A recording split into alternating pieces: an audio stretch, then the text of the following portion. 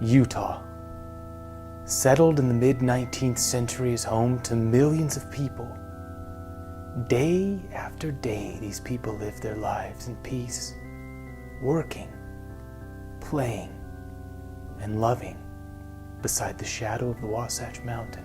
Busy living their lives, they rarely pause to observe the wondrous mountain splendor that resides so close. Upon viewing these cliffs, one would expect to find trees, grass, flowers, streams. Unbeknownst to most people, within these streams and hidden in the grass lie mysterious creatures that have not yet been discovered by science. Creatures whose existence has been disputed for hundreds of years. Creatures that science, religion, and paranormal investigators have tried to explain, and whose story will echo in our hearts and our minds forever.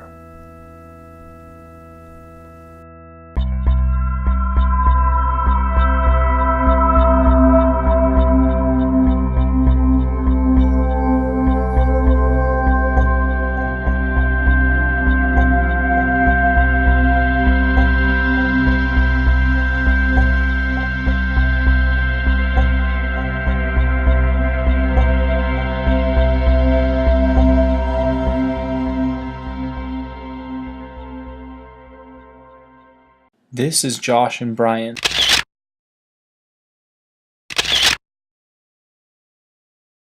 They have been friends for nearly 20 years. Unlike most friends, they spend their time researching the strange and paranormal. Between the two of them, they have had hundreds of personal experiences with the unknown.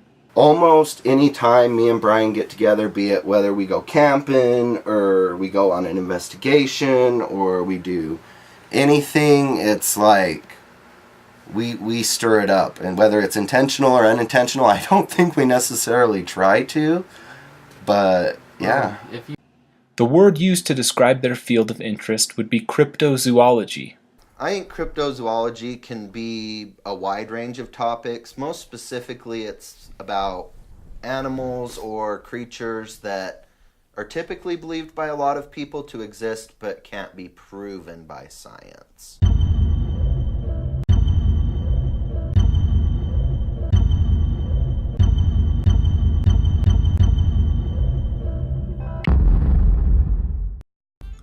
There are hundreds of unknown animals, or cryptids, that are believed to exist, according to many cryptozoologists.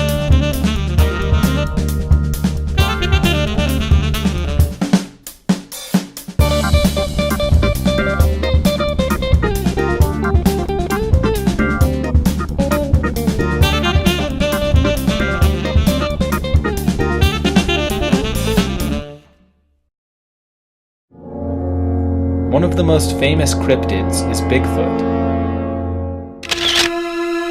Bigfoot is bulky and stocky, with an enormous barrel torso and a height, when mature, of 6 to 9 feet. In Utah alone, there have been several Bigfoot sightings. Today, Josh and Brian are setting out to find evidence of Bigfoot.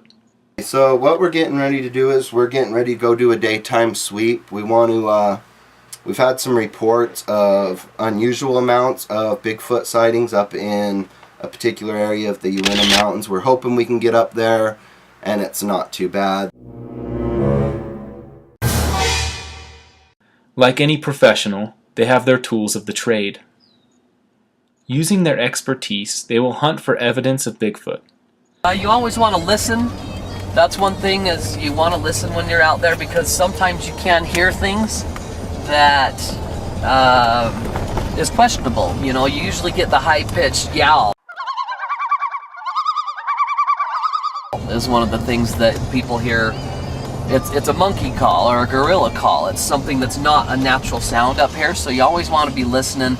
Smell is another thing. I've never had the smell, but a lot of people say they get a real foul odor from it when it's around. So we're going to also want to look for trees that are scratched up or broken in unusual ways. High branches broken off. Yeah, I mean, there are bears up here, but like, it's pretty easy to tell when a bear is gnawing on a tree as opposed to something else.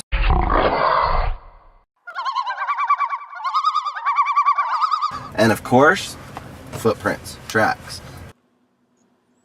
On their investigation, Josh and Brian listen and look for signs and evidence.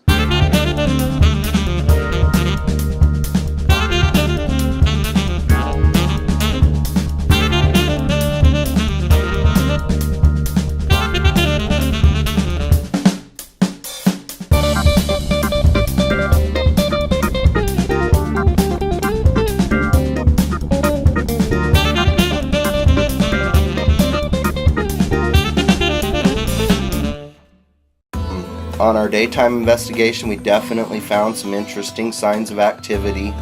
Upon arriving, almost instantly, we started following a path which led to a cave. There was a lot of patted down leaves and sticks and dirt in front of the cave, so you could tell something was definitely going in and out of it quite a lot.